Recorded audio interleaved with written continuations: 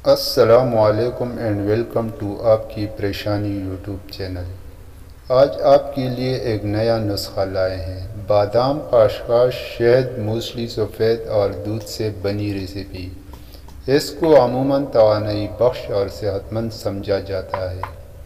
ये अज्जा मिलकर मुख्तलिफ फ़वाइद आपके जिस्म को फराहम कर सकते हैं। तो चलो ये नुस्खा बनाना शुरू करते हैं।